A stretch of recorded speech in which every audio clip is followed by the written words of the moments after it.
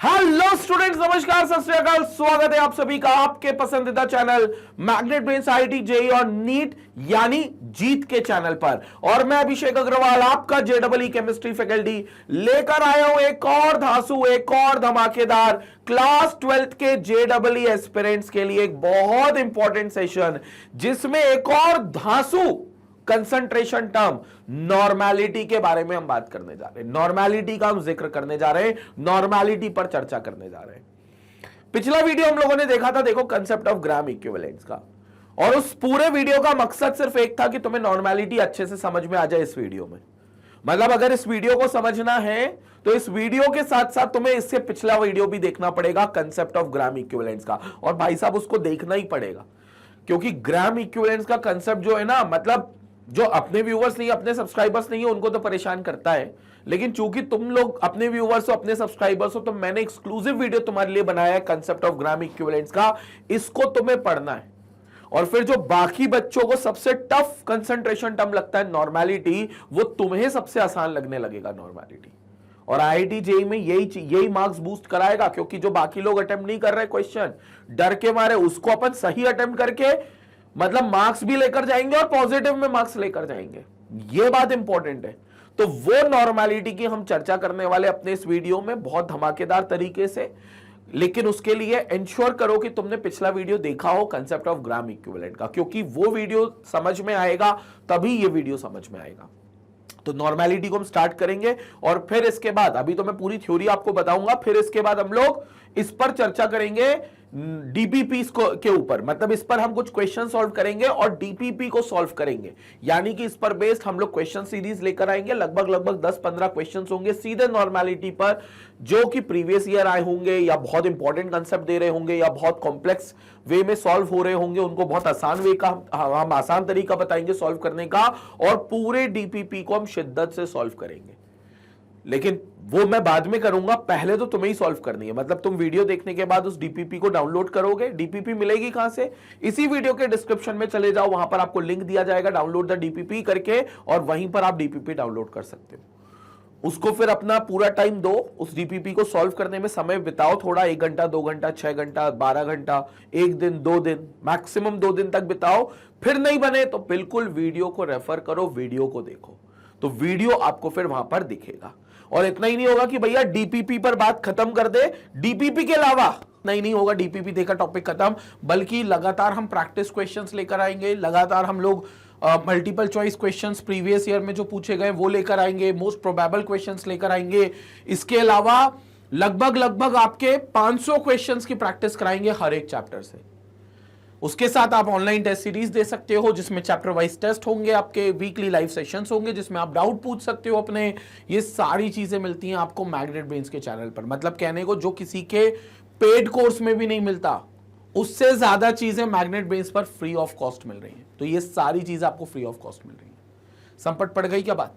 तो भैया चैनल को जरूर सब्सक्राइब करें, अभी तक नहीं सब्सक्राइब किया, और चैनल को स्प्रेड करें, लिंक अपने दोस्तों तक, रिलेटिव्स तक, जितने भी लोग जेईई की या नीट की तैयारी के लिए भटक रहे हैं उनके साथ शेयर करें। ठीक है, चलो अब स्टार्ट करते हैं अपना क्या, नॉर्मेलिटी का पार्ट। तो नॉर्मेलिटी क्या है? रट्टाफिकेशन डेफिनेशन तो बहुत सिंपल है। रट्टाफिकेशन डेफिनेशन में normality is yet another concentration term, यानी कि ये भी सल्यूट की मात्रा बताती है सॉल्यूशन के अंदर, लेकिन ये सल्यूट की मात्रा ग्राम इक्विवेलेंट के टर्म्स में बताती है। यानी कि यहां पर जो सॉल्यूशन का कंसंट्रेशन नापा जाता है वो ग्राम इक्विवेलेंट्स के टर्म्स में नापा जाएगा, ग्राम इक्विवेलेंट्स। तो यहां पर जो नॉर्मेलिटी है वो एक्चुअली ग्राम इक्विवेलेंट्स के टर्म्स में नापी जाती है। So it's basically a concentration terms in gram equivalents, in terms of gram equivalents. So concentration term basically ये क्या है? कंसंट्रेशन टर्म ही है with respect to gram equivalents,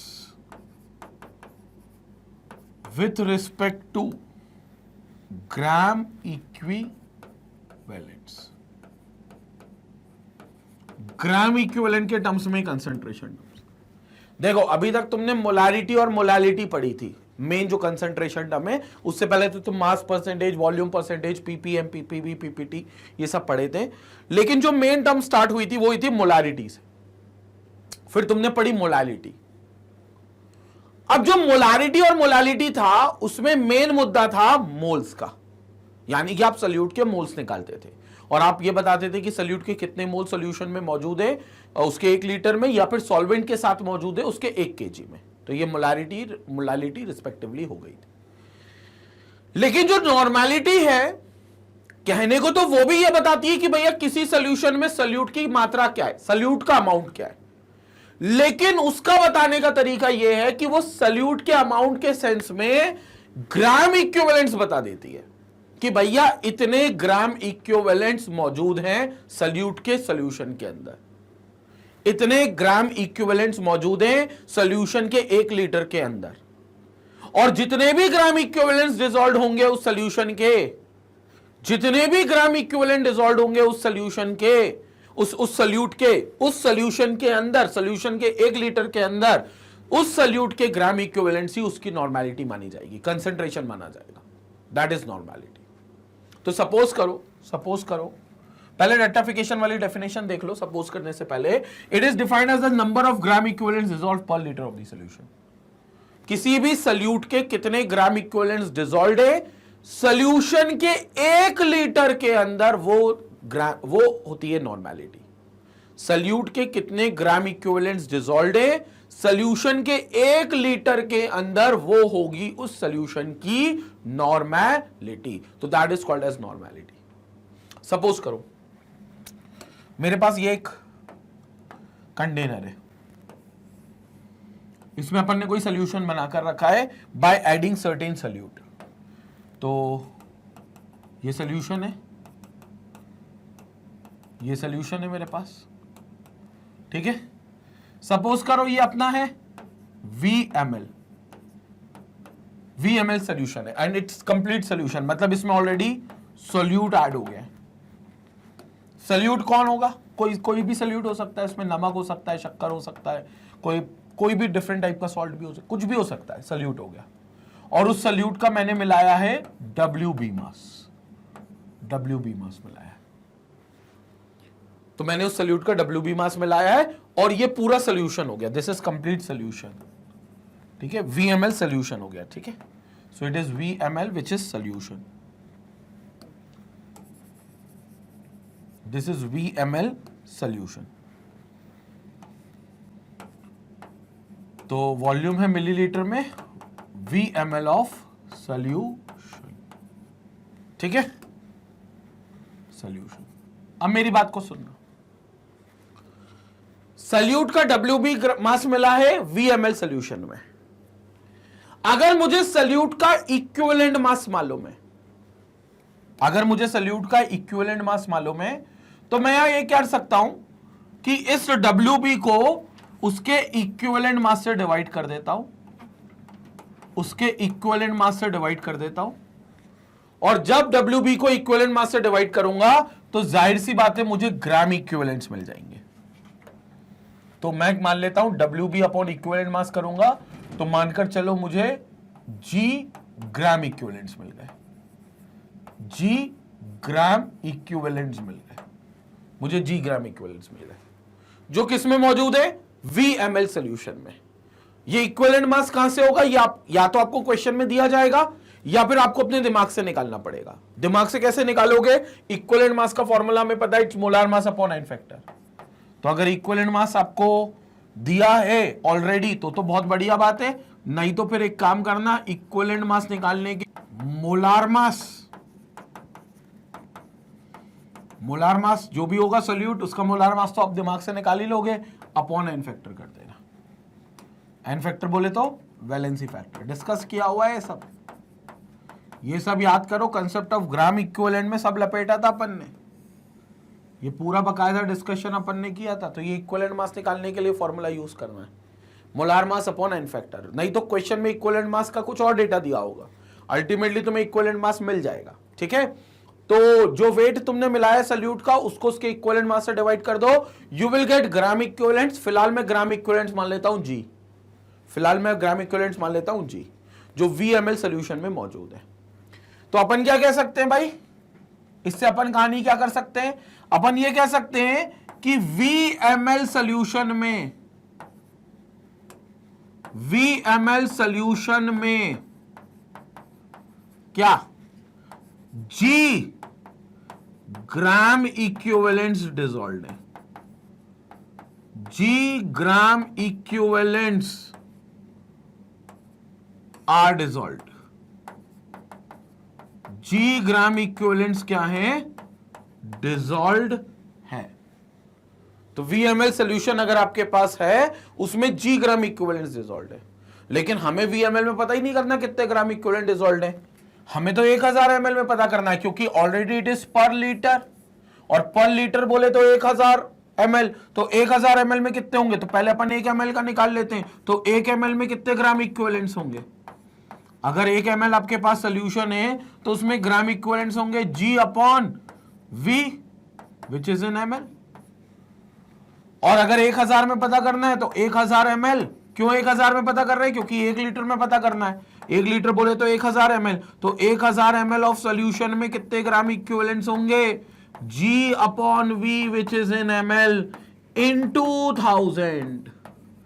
तो ये जो आपका बन गया, दिस इज कॉल्ड नॉर्मेलिटी, क्योंकि इतने ग्राम इक्विवेलेंट्स मौजूद हैं, इतने gram equivalents, these are the gram equivalents ना, ये ग्राम इक्विवेलेंट्स चल रहे हैं ना तब से, तो इतने ग्राम इक्विवेलेंट्स डिसॉल्व्ड है, तो इतने ग्राम इक्विवेलेंट्स डिसॉल्व्ड है 1000 ml ऑफ सोल्यूशन में, यानी कि 1 लीटर ऑफ सोल्यूशन में, और जितने भी ग्राम इक्विवेलेंट्स होते हैं 1 लीटर सोल्यूशन में सोल्यूट के, तो उसको अपन नॉर्मेलिटी कह देते हैं। तो this will become your normality, ये आपकी नॉर्मेलिटी हो गई, और नॉर्मेलिटी को अपन कैपिटल N से डिनोट करते हैं, कैपिटल N से।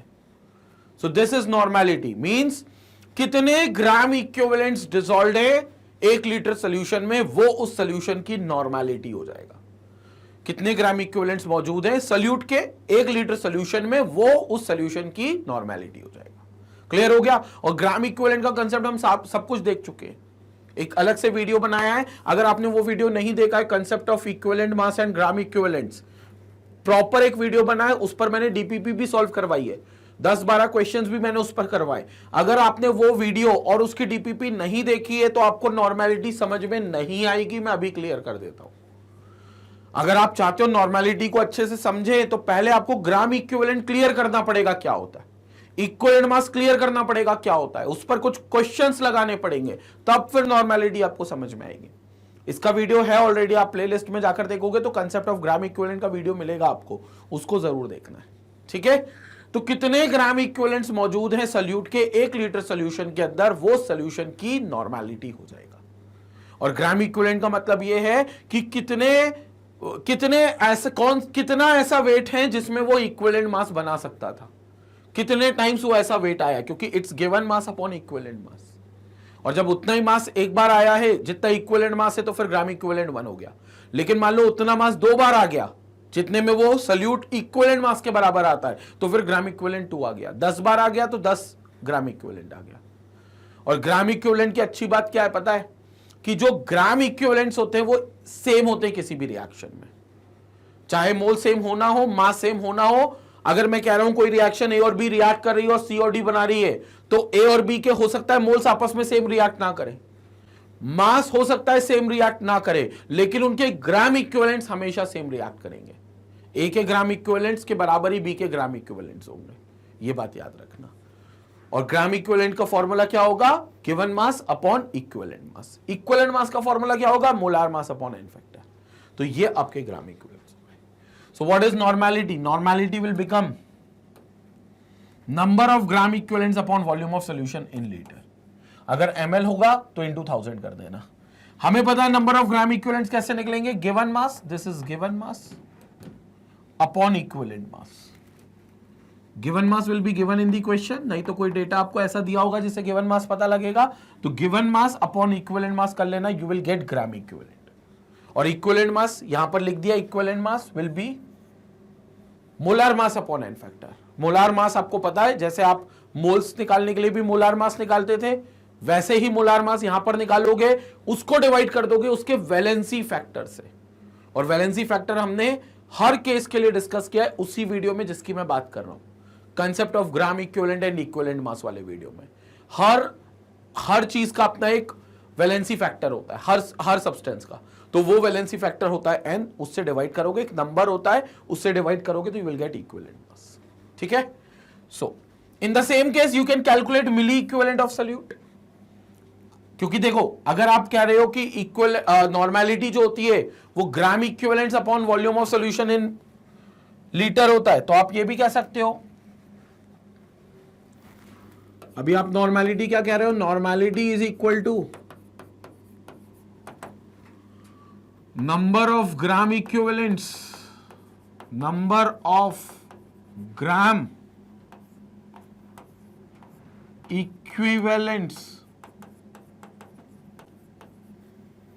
अपॉन वॉल्यूम ऑफ सॉल्यूशन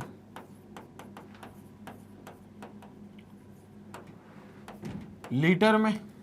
यही कह रहे हो आप।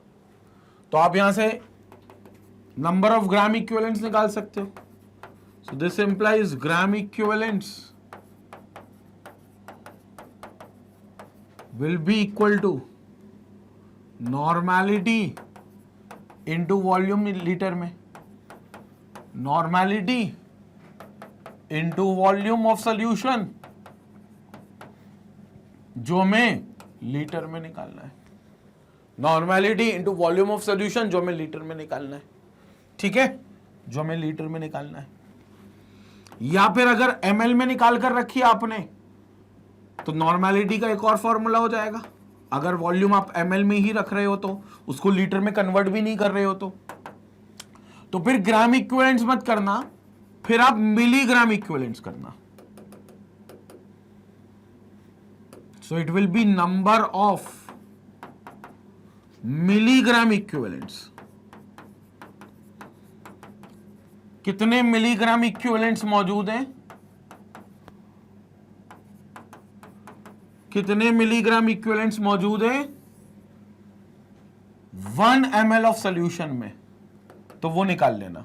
सो this is volume of solution जो कि ml में होगा। इसको लीटर में कन्वर्ट मत करना, 1000 मत लगाना। 1000 लगाने का मतलब है तुम लीटर में ही ले जा रहे हो, क्योंकि भले तुम मिलीलीटर की वैल्यू लिख रहे हो बट 1000 लग गया साथ में तो वो लीटर में ही जा रहा है।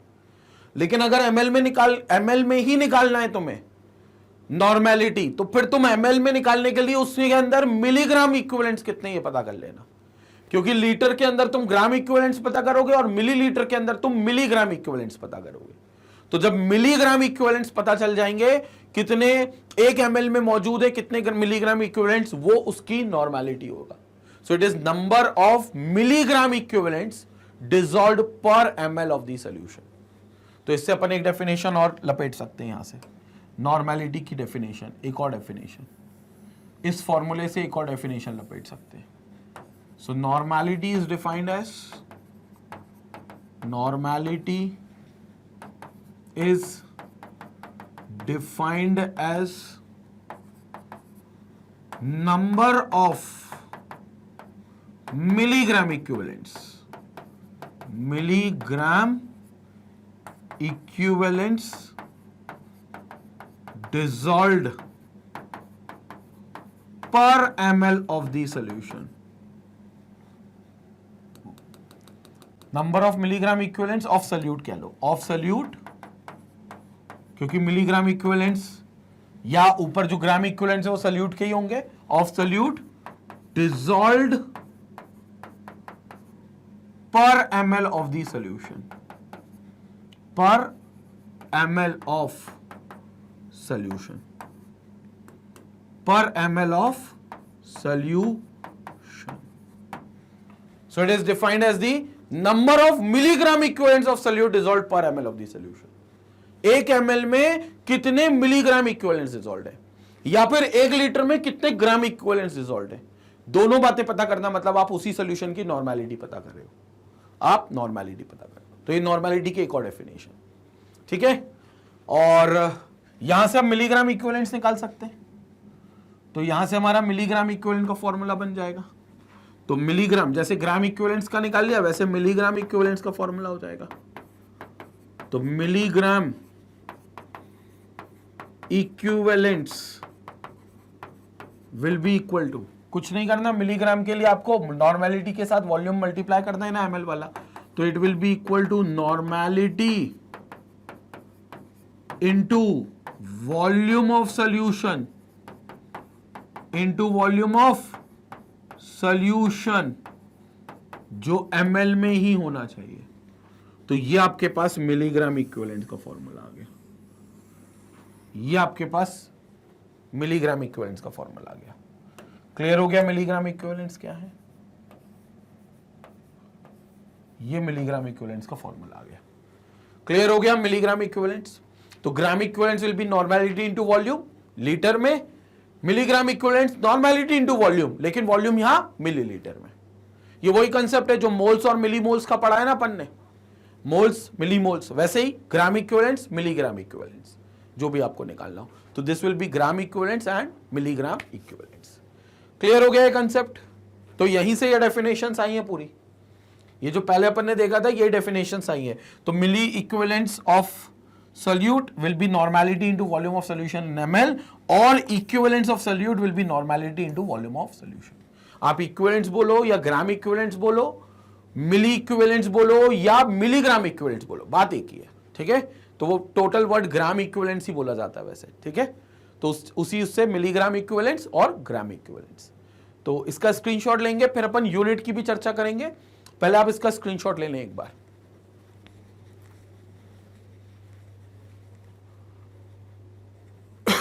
ले लिया इसका स्क्रीनशॉट, इसके बाद अगला स्क्रीनशॉट लेंगे ये वाला। ओके, क्लियर हो गया? और याद रखना नॉर्मेलिटी ग्राम इक्विवेलेंट्स में निकालो या मिलीग्राम इक्विवेलेंट्स में निकालो, डिनोट एन से ही की जाएगी। तो जो नॉर्मेलिटी है उसको अपन डिनोट एन से ही करेंगे। सो नॉर्मेलिटी जो होगी it will be denoted by n, normality not milligram equivalents, it will be normality जो एन से डिनोट की जाएगी, ठीक है। तो ये कैपिटल एन से डिनोट की जाएगी नॉर्मेलिटी, ठीक है। अब इसकी यूनिट क्या होगी? क्लियर दिख रहा है? यहां से बन जाएगी ग्राम इक्विवेलेंट्स पर लीटर, तो यहां से बन जाएगी यूनिट क्या? ग्राम इक्विवेलेंट्स, और सिंपल इक्विवेलेंट्स भी कह सकते हो, ग्राम इक्विवेलेंट्स और सिंपल इक्विवेलेंट्स पर लीटर। यहां से ये यूनिट बनेगी, और यहां से मिली इक्विवेलेंट्स और मिलीग्राम इक्विवेलेंट्स, कुछ भी कह लो, मिली इक्विवेलेंट्स पर एमएल, पर एमएल। तो मिली इक्विवेलेंट्स पर एमएल, तो इसकी यूनिट्स हो गई यही सब। तो यूनिट्स क्या हो गई?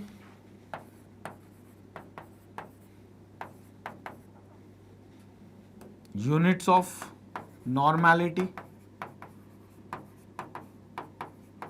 क्या क्या यूनिट्स हो गई? Either gram equivalent, gram equivalent पर लीटर, और मिलीग्राम इक्विवेलेंट पर मिलीलीटर, पर मिलीलीटर।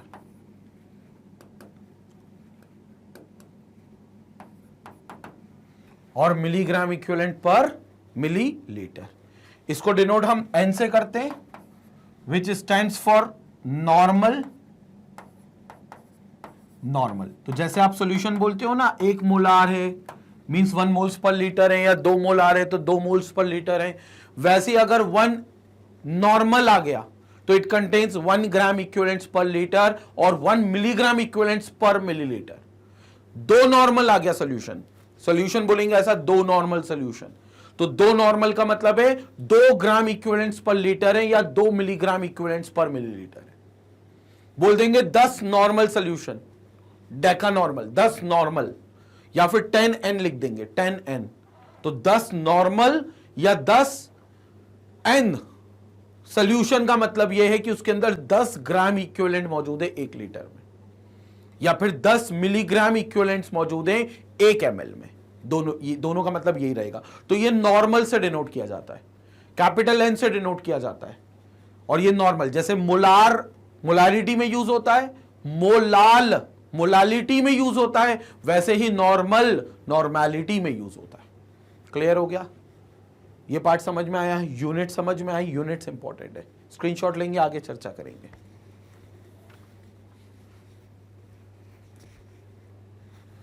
ठीक है, तो सारी चीजें क्लियर हो गई आई होप। नॉर्मैलिटी और सारी चीजें आपको बिल्कुल क्लियर हो गई हैं, इसमें कोई डाउट किसी को नहीं होना चाहिए। इफ इन केस कोई डाउट है तो कमेंट सेक्शन का बिल्कुल फायदा उठाया जाएगा। कमेंट सेक्शन में मेरे को सारे डाउट्स भेजेंगे, जब लाइव डाउट क्लियरिंग सेशन का चांस आएगा हम लोग उन डाउट्स को बिल्कुल देखेंगे और बिल्कुल सॉल्व करेंगे। क्लियर हो गया? स्क्रीनशॉट ले लिया? तो अब देखते हैं नॉर्मैलिटी के और फॉर्मूले। नॉर्मैलिटी के कुछ और फॉर्मूले भी देख लेते हैं। ये तो फॉर्मूला है, ये तो यूनिवर्सल फॉर्मूला है, number of gram equivalents upon volume of solution in litre. ठीक है, और नॉर्मैलिटी से निकल जाएगी। लेकिन दिक्कत ये है कि ग्राम इक्विवेलेंट क्वेश्चन में डायरेक्ट देंगे क्या? ऐसा जरूरी नहीं है। तो ग्राम इक्विवेलेंट हमें पता कैसे निकलेगा? गिवन मास अपॉन इक्विवेलेंट मास करके देखा था हमने पिछले उसमें। ग्राम इक्विवेलेंट कैसे निकल रहा है? गिवन मास WB मास दे दिया अपॉन इक्विवेलेंट मास करके, तो वो फॉर्मूले में भी लिखेंगे। लेकिन फिर ये भी नहीं कंफर्म है कि इक्विवेलेंट मास क्वेश्चन में डायरेक्ट दिया जाएगा क्या, तो फिर इक्विवेलेंट मास का भी फॉर्मूला खोलकर लिख देंगे, molar mass upon n factor करके। क्लियर हो गया? तो अल्टीमेटली हम 2-3 फॉर्मूलेज और लिख सकते हैं नॉर्मैलिटी के, वो लिख देते हैं। And depending on the conditions given in question, हम जो फॉर्मूला समझ आएगा, बेहतर लगेगा, हम वो यूज कर लेंगे। तो पहला फॉर्मूला तो नॉर्मैलिटी का क्या है? पहला फॉर्मूला नॉर्मैलिटी का क्या है? सिंपल, ग्राम इक्विवेलेंट्स जो सल्यूट के ही होंगे,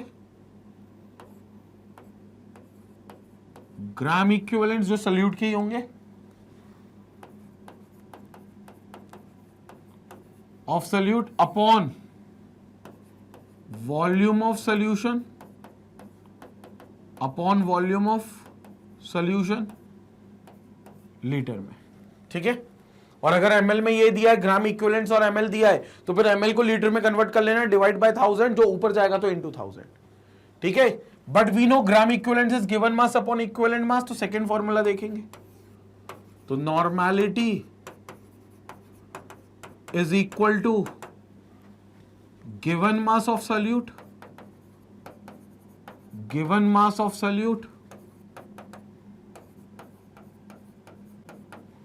upon equivalent mass of solute. Equivalent mass क्या होता है ये बहुत क्लियर किया अपन ने, वो अलग से वीडियो बनाया जो ग्राम इक्विवेलेंट और इक्विवेलेंट मास का, उसको जरूर देखना। अगर अभी तक नहीं देखा है तो उसको जरूर फॉलो करना, तो सारी चीजें समझ में आएंगी उसमें। तो given mass of solute upon equivalent mass of solute into 1 upon volume of solution जो लीटर में होगा, इनटू वॉल्यूम जो लीटर में होगा। तो ये अपन ने ग्राम इक्विवेलेंट को खोल के लिख दिया। अब इवन तुम इक्विवेलेंट मास को खोलकर लिख सकते हो, तो तीसरा फॉर्मूला भी बन जाएगा। तीसरा फॉर्मूला, तो नॉर्मैलिटी का तीसरा फॉर्मूला क्या बनेगा यहां देखेंगे। तो normality will be equal to gram given mass of solute, so this will become given mass of solute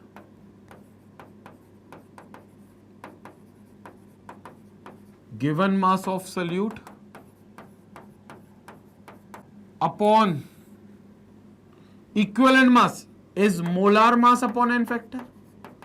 तो ये हो जाएगा मोलार मास ऑफ सॉल्यूट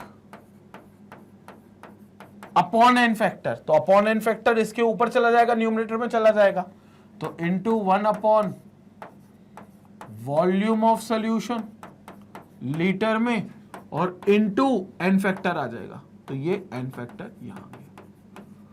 तो ये आपका तीसरा फॉर्मूला हो गया। क्लियर हो गया? तो normality is equal to given mass of solute upon molar mass of solute into volume litre में इनटू n फैक्टर, और n फैक्टर आपका क्या होगा? वैलेंसी फैक्टर भी हो जाएगा। तो आप इनटू n फैक्टर करके वैलेंसी फैक्टर भी बता सकते हो, ये वैलेंसी फैक्टर होगा।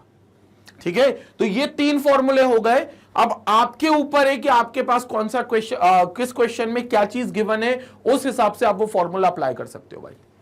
तुमको जो फॉर्मूला लगता है कि यार मेरे पास गिवन मास है, मोलर मास है, या मेरे पास इक्विवेलेंट मास है, उस हिसाब से तुम डिसाइड कर सकते हो कि कौन सा फॉर्मूला बेहतर रहेगा। तीनों फॉर्मूले एक ही तरफ लेकर जाते हैं आपको कि सोल्यूशन की नॉर्मेलिटी क्या है ये बता, ठीक है। और यहां सब जगह मैंने लीटर लिखा है वॉल्यूम में, अगर ml होगा तो ऊपर 1000 आ जाएगा, ठीक है। एक बार इसका स्क्रीनशॉट ले लो, फिर ml में भी लिख दूंगा मैं सारी बातें। स्क्रीनशॉट ले लो एक बार।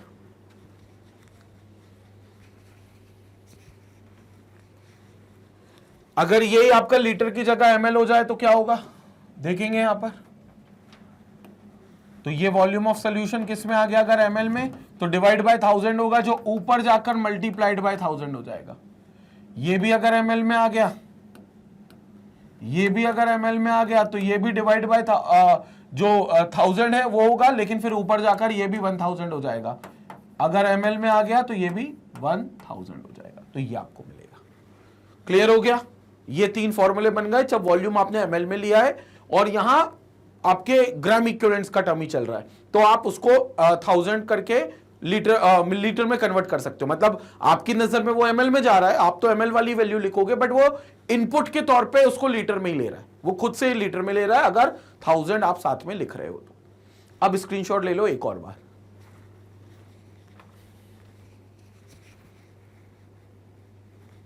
चलो, सो कंसेप्ट क्लियर हो गया सारा, एकदम क्लियर है, कोई डाउट तो नहीं है।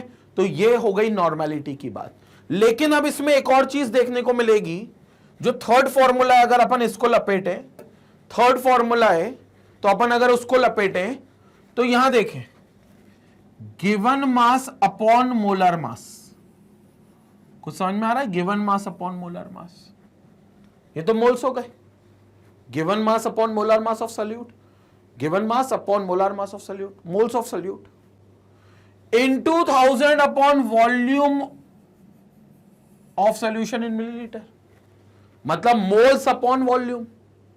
याद है moles upon volume, this is moles upon volume, solution का वॉल्यूम, ये वॉल्यूम सॉल्यूशन का है।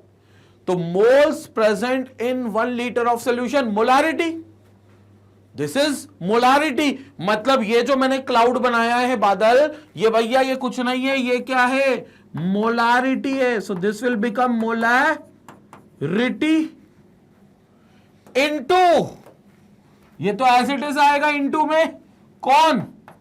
N factor. So this will become N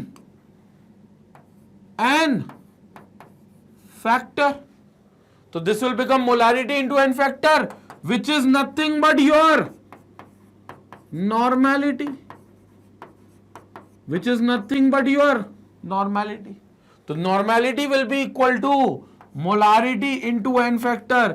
ये भी एक धमाकेदार फॉर्मूला है जो बिल्कुल आपको जरूरत पड़ेगी, क्योंकि आपको कई बार मोलारिटी दे दी जाएगी तो नॉर्मेलिटी निकालनी पड़ेगी, और नॉर्मेलिटी दे दी जाएगी तो आपको मोलारिटी निकालनी पड़ेगी। तो यही वो धमाकेदार फॉर्मूला है जो आपको लिखना है। This is also known as relation between molarity and normality. मतलब ये क्या है आपका? It's basically your relation between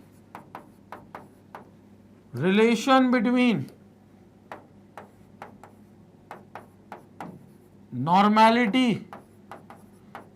and molarity, ये उसका रिलेशन है। Relation between normality and molarity, इसके बीच का रिलेशन है। तो actually it's a relation between normality and molarity. क्या करना है? मोलारिटी में एन फैक्टर का मल्टीप्लिकेशन कर देना है बस। अगर आपको कोई क्वेश्चन है जिसकी मोलारिटी दी गई है और आपको उसमें सॉल्यूट पता चल रहा है कौन है जिसका एन फैक्टर आपको मालूम पड़ गया है, तो कुछ मत करो, उसकी मोलारिटी और उसके एन फैक्टर को आपस में मल्टीप्लाई करो, आपको नॉर्मेलिटी मिल जाएगी। ये सब करने की फिर कोई जरूरत नहीं पड़ेगी। और कई बार हम ये भी करते हैं कि जैसे हमें लगता है यार क्वेश्चन में टफ कुछ चीजें, ग्राम इक्विवेलेंट्स निकालना थोड़ा सा मुश्किल पड़ेगा, तो एक काम करते हैं, पहले हम उसकी मोलारिटी निकाल लेते हैं, मोल्स निकाल लेते हैं, 1 लीटर में कितने, मोलारिटी निकल गई। अब मुझे पता है सॉल्यूट कौन है, H2SO4 है मान लो, तो उसका एन फैक्टर 2 होता है। HCl है तो एन फैक्टर 1 हो गया। AlCl3 है तो उसका एन फैक्टर 3 हो गया। तो जो भी सॉल्यूट उसमें दिया गया उसका एन फैक्टर मल्टीप्लाई कर दूंगा उस मोलारिटी से, मेरे को सीधा नॉर्मेलिटी मिल जाएगा। मेरे को सीधा नॉर्मेलिटी आ जाएगा। This will become the relation between normality and molarity, यानी कि कैपिटल एन और कैपिटल एम का ये रिलेशन है। तो इससे अपन ये कर सकते हैं, normality equal to molarity into N factor, valency factor, और we can say molarity is equal to normality upon N factor. आपको जो फॉर्मूला लगे आप यूज करना चाहते हो, आप वो फॉर्मूला यूज कर सकते हो, कोई दिक्कत की बात नहीं है। आप इसमें कोई सा भी फॉर्मूला यूज कर सकते हो, या आप कोई सा भी फॉर्मूला इसमें से यूज कर सकते हो, सारे फॉर्मूले एप्लीकेबल। तो नॉर्मेलिटी से मोलैरिटी निकालना हो तो मोलैरिटी इक्वल टू नॉर्मेलिटी को एन फैक्टर से डिवाइड कर देना, और अगर मोलैरिटी से नॉर्मेलिटी निकालना है तो मोलैरिटी में एन फैक्टर मल्टीप्लाई कर देना, नॉर्मेलिटी आएगी। एन फैक्टर क्या है आपका? वैलेंसी फैक्टर, याद रखना। एन फैक्टर क्या है आपका? N factor is a valency factor, तो ये वैलेंसी का फैक्टर है एन फैक्टर। तो ये चीज बहुत इंपॉर्टेंट है जिसको आपको याद रखना है, and this is how it goes. तो it will become molarity equal to normality upon N factor. ठीक है, क्लियर हो गया नॉर्मेलिटी और मोलैरिटी का रिलेशन, ये बहुत इंपॉर्टेंट है। और याद रखना, जिस सोल्यूट का नॉर्मेलिटी, जिस सोल्यूट का एन फैक्टर 1 होगा, जिस सोल्यूट का वैलेंसी फैक्टर 1 होगा, उसकी मोलैरिटी और नॉर्मेलिटी सेम निकलेगी, बिल्कुल सेम, वैल्यू वाइज बिल्कुल सेम निकलेगी। न्यूमेरिकल वैल्यू जो आएगी वो दोनों की सेम आएगी जिसका एन फैक्टर 1 होगा। जैसे HCl, NaOH, KOH, NaCl, KCl, LiCl, इन सबके एन फैक्टर 1 होते हैं। तो इनकी किसी भी क्वेश्चन में जो मोलैरिटी होगी वही नॉर्मेलिटी होगी। ठीक है, ये बात ऊपर स्टार बनाकर यहां पर लिख भी देते हैं। तो यहां पर अपन लिख देते हैं, for solutes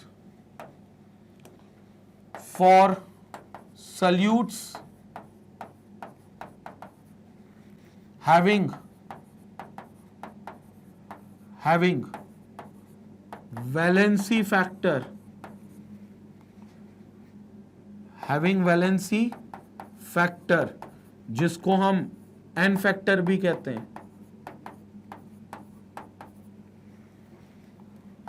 equals to 1, then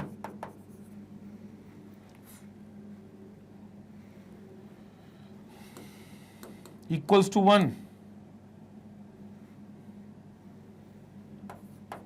then their normality will be equal to molarity. Then their normality will be equal to molarity. Clear हो गया? तो ऐसे सल्यूट जिनका एन फैक्टर 1 होगा, तो एक पर्टिकुलर क्वेश्चन में जो उनकी नॉर्मेलिटी आ रही होगी वही उनकी मोलैरिटी आएगी, बस उनके लिए जिनका एन फैक्टर क्या होगा? 1 होगा। एन फैक्टर बोले तो वैलेंसी फैक्टर, वैलेंसी फैक्टर बिल्कुल क्लियर है। So this is what will become as the important note, कि जितने भी सोल्यूट जिनका एन फैक्टर 1 होता है उनकी नॉर्मेलिटी और मोलैरिटी आपस में बिल्कुल सेम होगी, आपस में बिल्कुल इक्वल होंगे। तो नॉर्मेलिटी और मोलैरिटी सेम आएगी न्यूमेरिकल वाइज। यूनिट दोनों में अलग होगी, molarity is moles per litre जबकि नॉर्मेलिटी ग्राम इक्विवेलेंट्स पर लीटर होगी, लेकिन न्यूमेरिकल जो वैल्यू आएगी वो दोनों की सेम आएगी। क्लियर हो गया वाला पार्ट? ये 3 फॉर्मूले बहुत इंपॉर्टेंट थे और ये चीज हमने यहां से समझ ली कि मोलैरिटी और नॉर्मेलिटी में क्या रिलेशन है। स्क्रीनशॉट लेते हैं, इसी में हम आगे और चलते हैं नॉर्मेलिटी के बारे में। स्क्रीनशॉट लेंगे।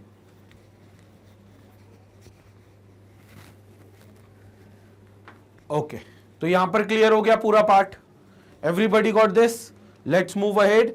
अब आगे बात करते हैं किसकी? Normality of solution after dilution की। मतलब हमें नॉर्मेलिटी इक्वेशन निकालनी है आफ्टर डाइल्यूशन। याद करो, ये हमने मोलैरिटी इक्वेशन भी पढ़ी थी आफ्टर डाइल्यूशन वाली, कुछ हल्का फुल्का याद हो, मोलैरिटी इक्वेशन आफ्टर डाइल्यूशन। और जैसे हमने मोलैरिटी इक्वेशन निकाली थी जिसमें हमने कहा था कि किसी भी सॉल्यूशन को कितना भी डाइल्यूट करो उसके मोल्स ऑफ सॉल्यूट चेंज नहीं होंगे, क्योंकि डाइल्यूट करना मतलब आप सॉल्वेंट को मिला रहे हो, तो उसके मोल्स ऑफ सॉल्यूट कांस्टेंट रहेंगे। वैसे ही आप नॉर्मेलिटी में ये कह सकते हो कि किसी भी सॉल्यूशन को कितना भी डाइल्यूट करो, मतलब कितना भी सॉल्वेंट उसमें मिलाते जाओ। और मान लो अगर एक्वस सॉल्यूशन है तो सॉल्वेंट कौन है? पानी। तो पानी पे पानी पे पानी पे पानी आप मिलाते जाओ, मिलाते जाओ, मिलाते जाओ, सॉल्यूशन डाइल्यूट हो रहा है? बिल्कुल हो रहा है, लेकिन उसके जो ग्राम इक्विवेलेंट्स मौजूद है सल्यूट के, उसके अंदर जो ग्राम इक्विवेलेंट सल्यूट के मौजूद है वो चेंज नहीं होंगे, वो कांस्टेंट रहेंगे, क्योंकि ग्राम इक्विवेलेंट किसके? सल्यूट के। और आप डाइल्यूशन करते वक्त सल्यूट के साथ कोई चेंजेस कर ही नहीं रहे हो, आप तो चेंजेस किसके साथ कर रहे हो? सॉल्वेंट के साथ। और प्रिसाइसली अगर तुम सॉल्वेंट डालते जा रहे हो डाइल्यूशन के लिए, तुम उसमें ऐड करते जा रहे हो और पानी मिलाते जा रहे हो, तो you are changing the volume, you are changing the volume, precisely you are increasing the volume. और अगर वॉल्यूम बढ़ाओगे, ऊपर ग्राम इक्विवेलेंट बैठा है नॉर्मेलिटी के फॉर्मूले में जो कि सल्यूट का कांस्टेंट है, तो फिर नॉर्मेलिटी ऑब्वियस ही बातें घटेगी, क्योंकि नॉर्मेलिटी क्या है? नॉर्मेलिटी क्या है? ग्राम इक्विवेलेंट्स अपॉन वॉल्यूम। नॉर्मेलिटी क्या है? ग्राम इक्विवेलेंट्स अपॉन वॉल्यूम। सल्यूट के ग्राम इक्विवेलेंट्स कांस्टेंट है अगर आप डाइल्यूट करते हो तो, और यहां अगर आप वॉल्यूम ऑफ सॉल्यूशन बढ़ा रहे हो तो इसका मतलब नॉर्मेलिटी घटेगी। इन द सेम वे अगर वॉल्यूम कम कर रहे होते तो नॉर्मेलिटी बढ़ती। तो वॉल्यूम कम करोगे तो नॉर्मेलिटी बढ़ेगी, वॉल्यूम बढ़ाओगे तो नॉर्मेलिटी घटेगी। लेकिन जो नॉर्मेलिटी इंटू वॉल्यूम का प्रोडक्ट है, ये वॉल्यूम ये नॉर्मेलिटी, इनका प्रोडक्ट जो कि ग्राम इक्विवेलेंट्स है, it will remain the same, क्योंकि ये सॉल्यूट का ग्राम इक्विवेलेंट है और डाइल्यूशन करते वक्त आप सॉल्यूट के साथ कोई छेड़खानी कर ही नहीं रहे हो, तो gram equivalent will remain the same. तो अगर आप किसी चीज को डाइल्यूट करते हो, प्रिसाइसली आप उसका वॉल्यूम बढ़ा रहे हो, वॉल्यूम बढ़ा रहे हो तो नॉर्मेलिटी घटेगी। तो मान लो डाइल्यूशन से पहले वॉल्यूम था V1, नॉर्मेलिटी थी N1, तो N1 into V1 will be gram equivalent. Dilution के बाद सडनली वॉल्यूम बढ़ गया, नया volume will become suppose V2, normality will come down to N2, तो N2 into what V2 will be also gram equivalent. तो पुराना वाला ग्राम इक्विवेलेंट और नया वाला ग्राम इक्विवेलेंट सेम है, तो उस हिसाब से N1 V1 will be equal to N2 V2, N1 V1 will be equal to N2 V2। और डाइल्यूट करके तीसरा केस पैदा कर दिया V3, तो फिर नई नॉर्मेलिटी आ गई N3, but again N3 into V3 का प्रोडक्ट सेम आएगा क्योंकि ग्राम इक्विवेलेंट अभी भी वही है। तो फिर N1 V1 equal to N2 V2 equal to N3 V3 होगा। चौथा case equal to N4 V4, पांचवा case equal to N5 V5। जन्म जिंदगी चलता रहेगा जितनी बार डाइल्यूट करोगे तो, क्योंकि N इंटू V का प्रोडक्ट कांस्टेंट है because it's a gram equivalent. और डाइल्यूशन करने पर हम सॉल्यूट के साथ कोई चेंज नहीं कर रहे, तो उसके ग्राम इक्विवेलेंट भी चेंज नहीं होंगे। संपट पड़ी ये पूरी बात। सो this is about the dilution equation for normality. तो यहां पर अपन एक केस डिस्कस करेंगे नॉर्मेलिटी इक्वेशन फॉर डाइल्यूशन में, मतलब वही केस डिस्कस कर रहे हैं अपन। सपोज करो मेरे पास एक कंटेनर है, इसमें अपन ने ऑलरेडी सोल्यूशन बना लिया है, अपन ने इसमें ऑलरेडी सोल्यूशन बना लिया है, इसमें मैंने कुछ सॉल्यूट ऑलरेडी ऐड कर दिया है। तो इसमें सॉल्यूट मैंने ऐड कर दिया है, सपोज करो G ग्राम इक्विवेलेंट्स, सॉल्यूट के मैंने G ग्राम इक्विवेलेंट्स इसमें ऐड कर दिए, G ग्राम इक्विवेलेंट्स, ये सॉल्यूट इसमें ऐड हो गया, ठीक है। और इस कंडीशन पर लेट्स अज्यूम जो सॉल्यूशन का वॉल्यूम है वो V1 है और जो इसका कंसंट्रेशन नॉर्मेलिटी है वो N1 है, वो N1 है। तो क्या मैं लिख सकता हूं, normality N1 will be equal to G gram equivalents upon V1। Ensure करेंगे कि V1 लीटर में, तो it will be G upon V1, तो it will be G upon V1। और V1 लीटर में एंश्योर कर दिया हमने, तो इंटू 1000 करने की जरूरत नहीं है, V1 लीटर में ही लिखेंगे। यहां से मैं क्या कह सकता हूं, N1 V1 will be equal to G,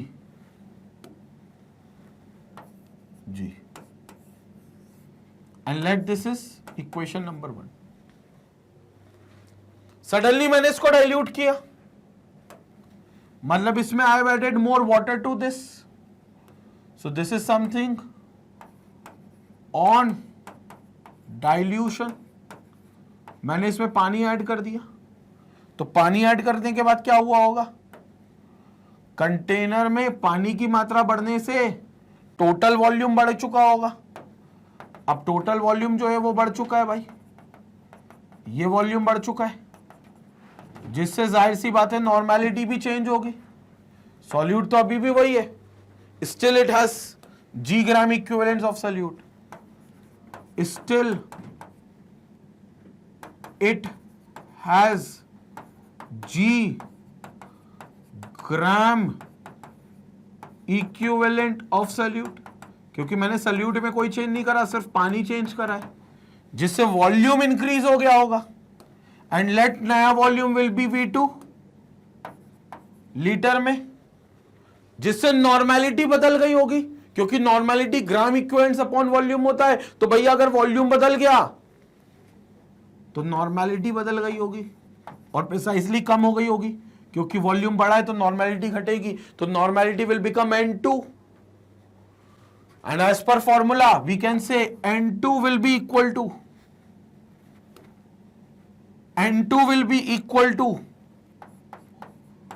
G upon V2. N2 will be equal to G upon V2. So this implies N2 into V2 will be equal to G. This is equation number 2. और हमें पता है ग्राम equivalent of solute दोनों condition में same थे, dilution से पहले भी और डाइल्यूशन के बाद भी। तो हम इवन ये भी लिख सकते हैं since gram equivalent of solute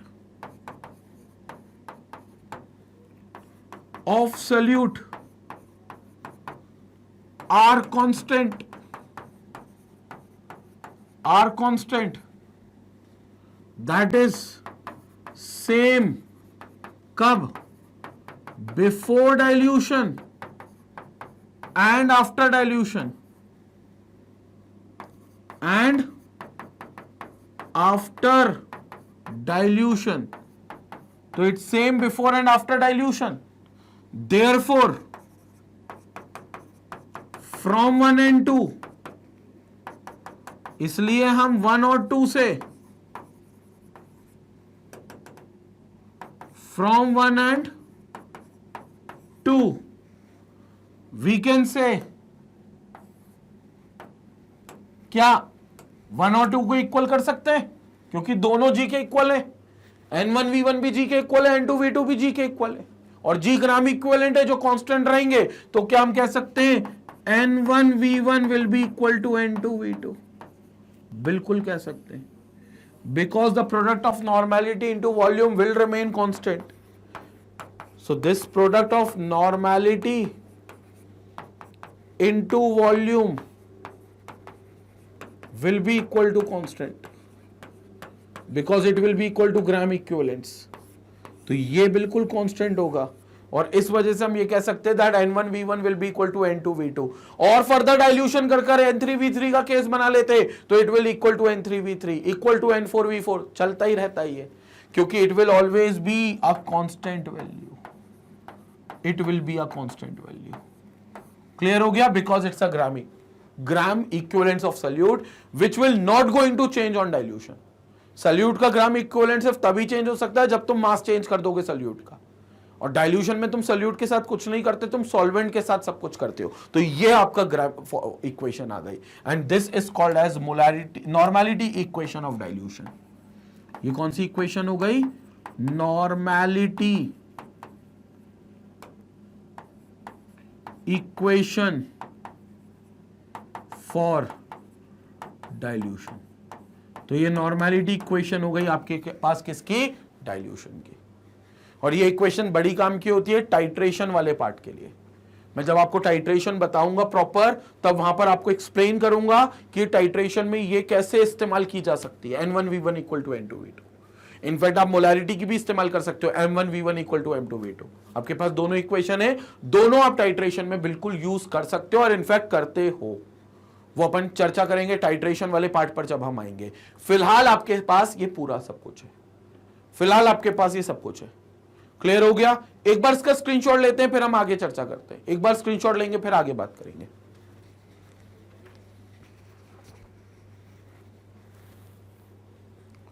okay, तो फिर हमारे पास क्या हो गई, दो इक्वेशंस आ गई। मतलब कहने को एक मोलारिटी वाली इक्वेशन डाइल्यूशन की और एक नॉर्मेलिटी वाली। मोलालिटी में नहीं थी क्योंकि मोलालिटी में हम वॉल्यूम नहीं लिखते सॉल्यूशन का, इसलिए वहां पर नहीं थी। So we have 1s m1v1 equal to m2v2, जो नंबर ऑफ मोल्स के बराबर होता है, जो कांस्टेंट होता है, नंबर ऑफ मोल्स के बराबर होता है जो कांस्टेंट होता है, और इसको आप कहते हो क्या, molarity equation for dilution. Molarity equation for dilution, ठीक है। इन the same way you have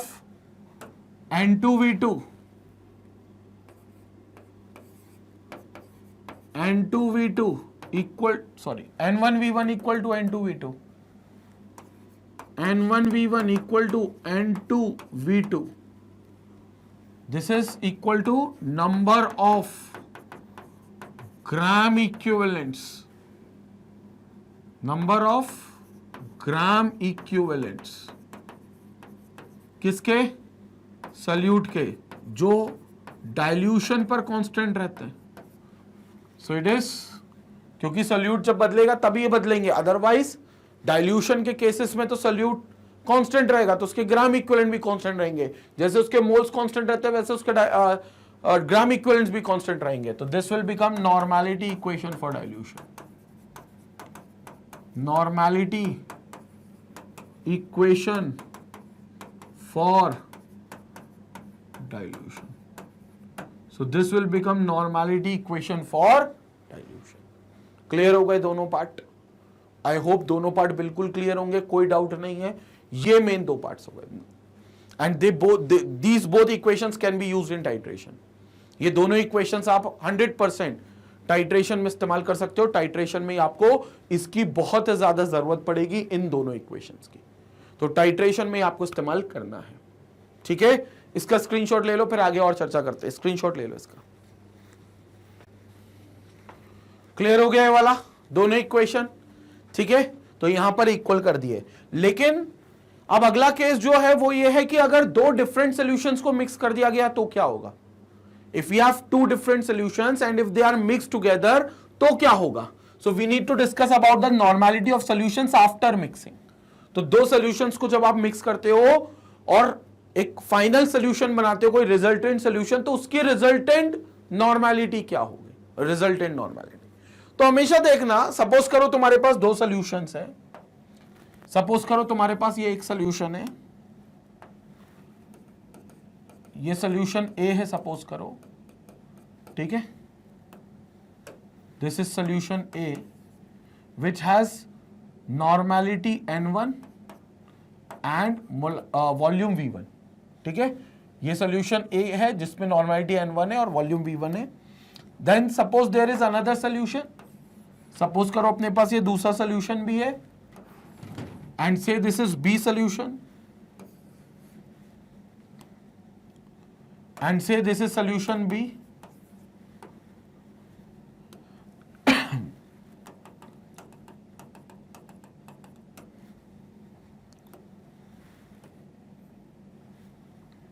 से दिस इज बी सॉल्यूशन, ये बी सॉल्यूशन है जिसकी नॉर्मेलिटी है N2 और वॉल्यूम है V2, ठीक है।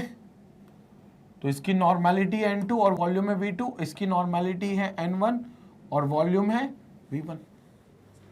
दोनों को मैंने ऐड कर दिया, इन दोनों सॉल्यूशन को अपन ने ऐड कर दिया, and I have added to a big container. एक बड़े कंटेनर में मैंने इन दोनों को ऐड कर दिया, ये भी डाल दिया और ये भी डाल दिया, ठीक है। ये बड़ा कंटेनर मैंने लिया और इसमें इन दोनों को मैंने ऐड कर दिया। तो दोनों को ऐड कर दिया तो हुआ क्या,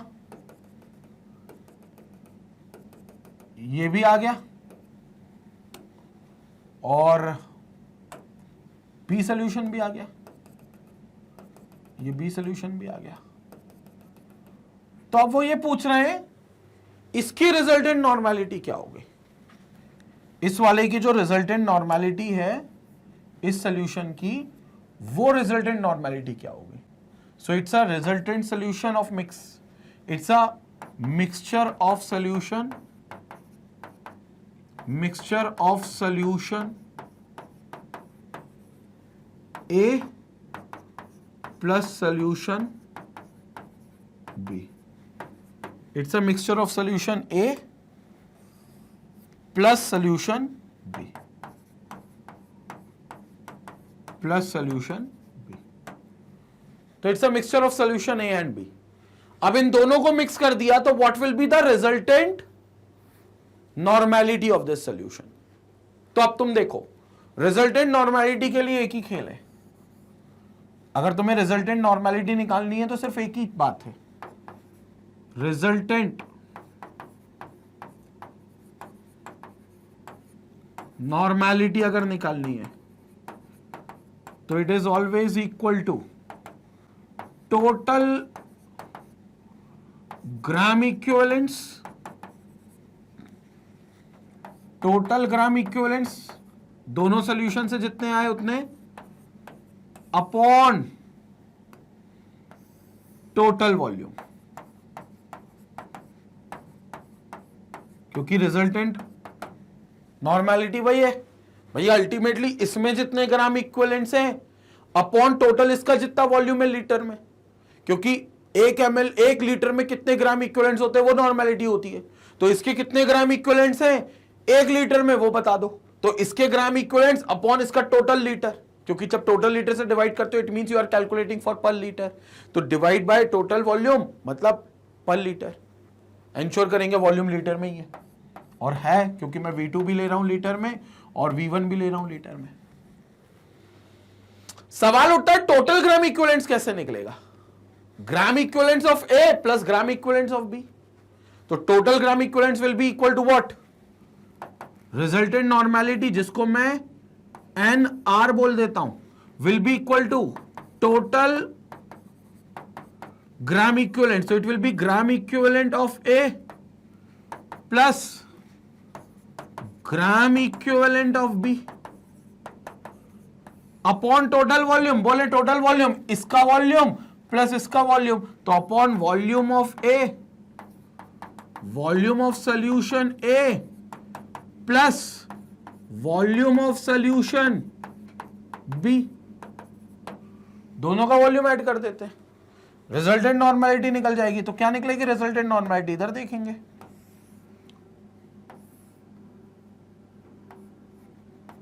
इधर देखेंगे रिजल्टेंट नॉर्मेलिटी क्या निकलेगी. रिजल्टेंट नॉर्मेलिटी क्या निकलेगी? Resultant normality NR will be equal to gram equivalents of A. कैसे निकलेंगे? N1 इंटू V1 करके. तो N1 V1 प्लस उसके ग्राम इक्विवेलेंट्स कैसे निकलेंगे? N2 V2 upon volume of solution A V1, volume of solution B V2. ये हो गई आपकी रिजल्टेंट नॉर्मेलिटी.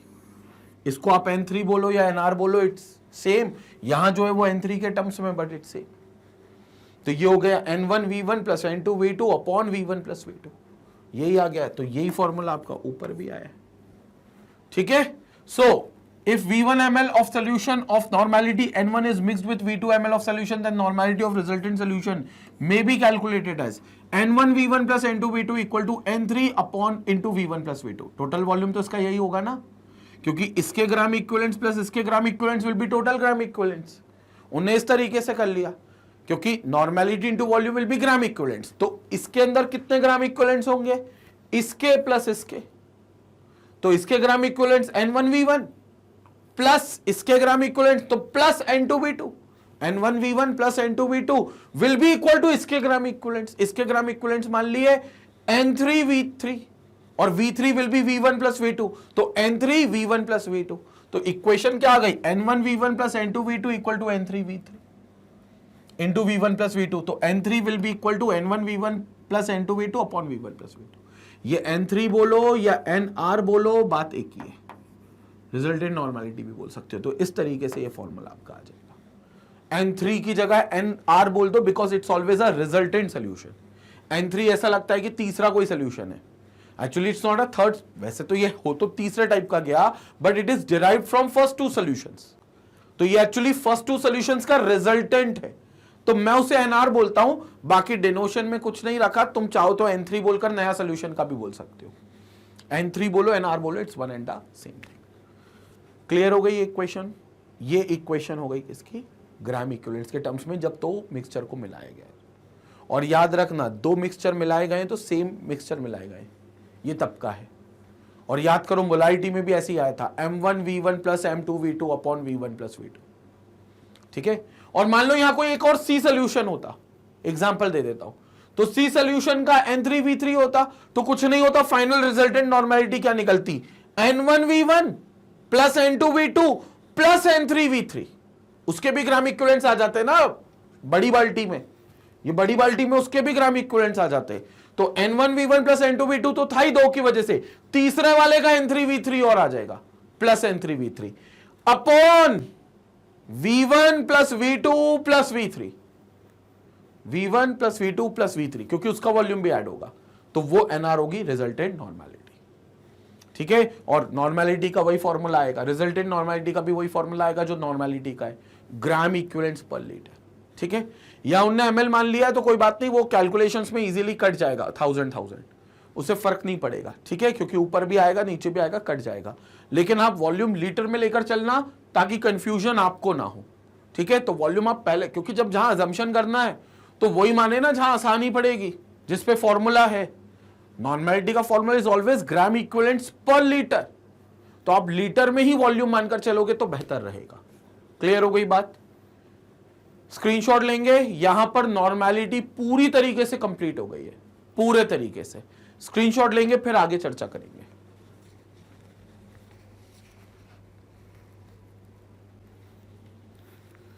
ओके, तो उम्मीद करता हूं कि नॉर्मेलिटी समझ में आई होगी। यहां पर हमने नॉर्मेलिटी पूरी कंप्लीट कर ली है, लेकिन खत्म करने से पहले एक बार इसका एक क्वेश्चन देख लेते हैं, एक बेसिक क्वेश्चन देख लेते हैं, क्योंकि एग्जाम्पल के तौर पर अपन इसको क्वेश्चन समझना चाहते हैं। सो दिस इज एन एग्जाम्पल, पहले मैं क्वेश्चन लिख देता हूं। Find the normality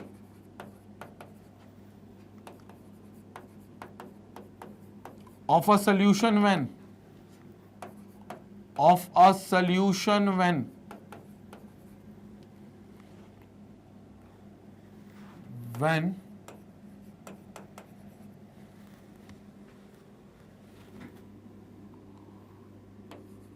24.5 gram of 24.5 gram of H2SO4 is dissolved in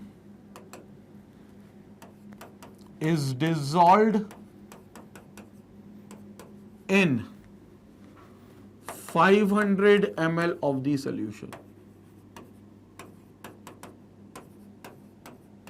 In 500 ml of solution. क्या करना है हमको? नॉर्मेलिटी निकालना एक सोल्यूशन की जिसके अंदर 24.5 ग्राम H2SO4 डिसॉल्व्ड है। 24.5 ग्राम H2SO4 डिसॉल्व्ड है, सोल्यूशन बन रहा है 500 ml का, पूरा सोल्यूशन 500 ml का। तो सिंपल क्वेश्चन है, फॉर्मूला बेस्ड। एग्जांपल में लल्लू क्वेश्चन लिया है अपन ने, सॉल्यूशन देख लेते हैं। नॉर्मेलिटी का फॉर्मूला देखो, अब गिवन मास है ना, तो गिवन मास वाला फॉर्मूला रख देंगे। याद है गिवन मास वाला फॉर्मूला?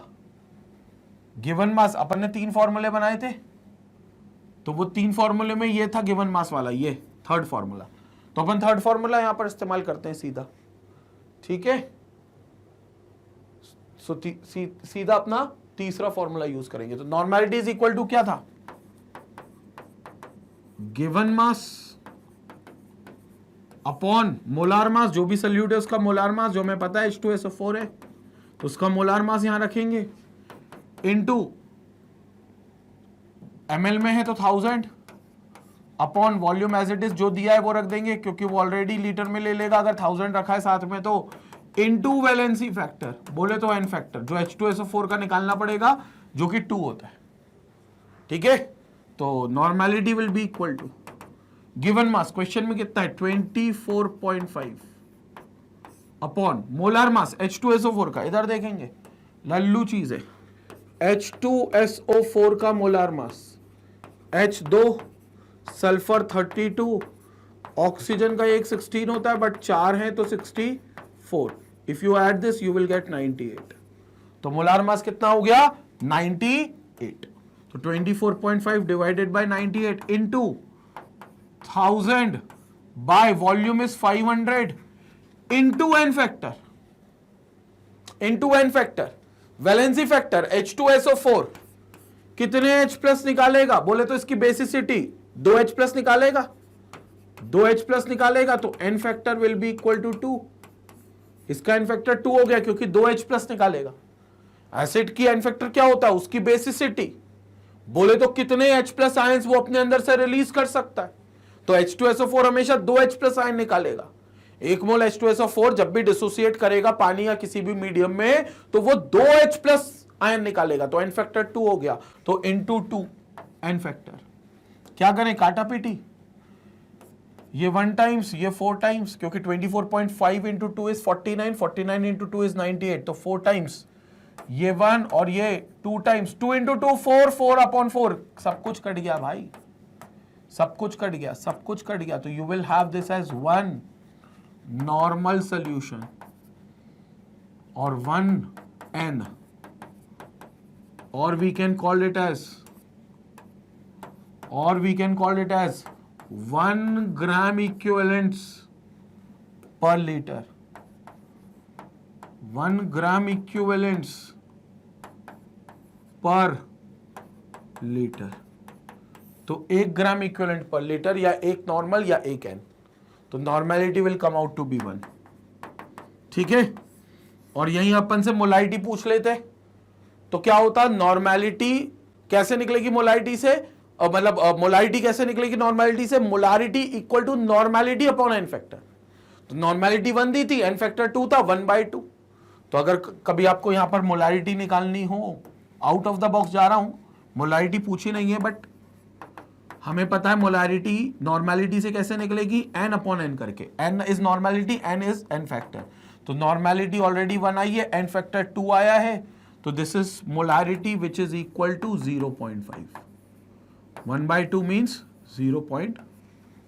तो मोलारिटी इज 0.5, नॉर्मेलिटी इज 1। ये मेन आंसर है जो हमसे पूछा था,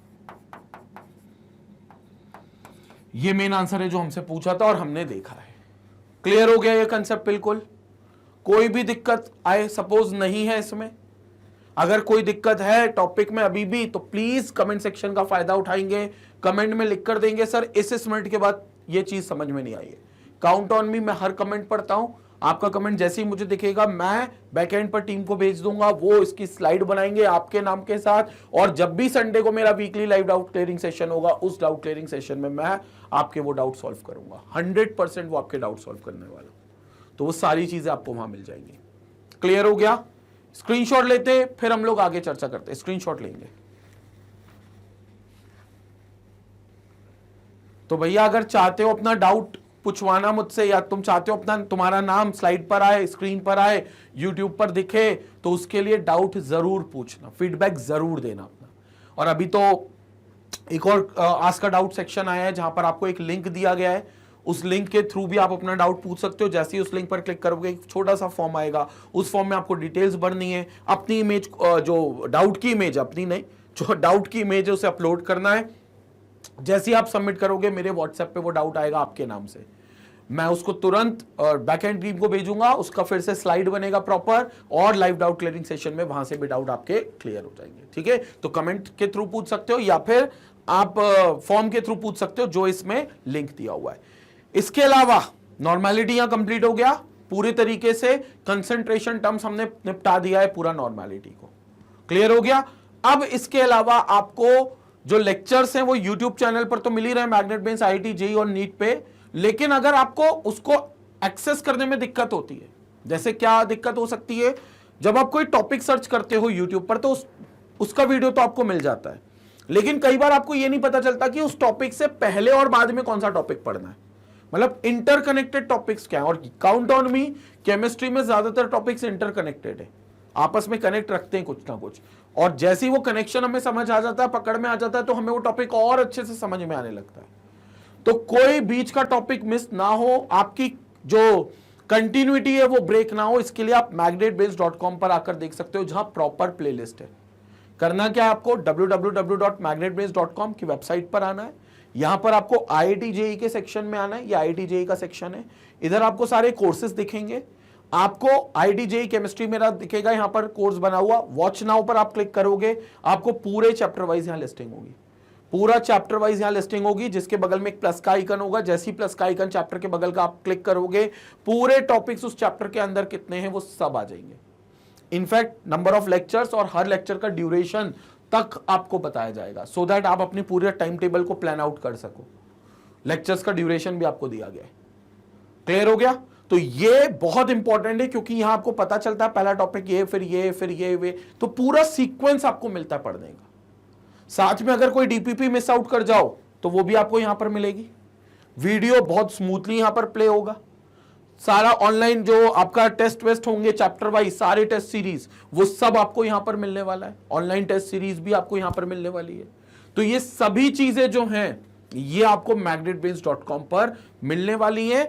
एंड काउंट ऑन मी, जो किसी के पेड कोर्स में भी चीजें नहीं है वो मैग्नेट के चैनल पर फ्री ऑफ कॉस्ट आपको मिल रही है। बिल्कुल फ्री ऑफ कॉस्ट आप उनको एक्सेस कर सकते हो। ठीक है, तो ये जरूर याद रखना कि आपके टेस्ट भी होंगे, लगभग 500 MCQs होंगे एक एक चैप्टर से, प्रैक्टिस क्वेश्चंस। इनफैक्ट हम लोग DPPs भी मिलाएंगे तो उसमें भी क्वेश्चंस हो जाएंगे, प्रैक्टिस पे क्वेश्चंस हम करेंगे, प्रीवियस ईयर क्वेश्चंस हम लोग लेंगे। तो ये सब मिलकर लगभग 500 प्लस क्वेश्चंस आपके सॉल्व करवाने वाले हैं। इतनी शिद्दत से तो मतलब IIT तो क्या, IIT के पापा भी एग्जाम में हम क्लियर कर लेंगे। IIT एग्जाम क्या, उसके पापा के पापा भी आ जाए IIT एग्जाम के तो हम क्लियर कर लेंगे। ठीक है, तो ये बहुत जरूरी है, यही अप्रोच हमारी होनी चाहिए।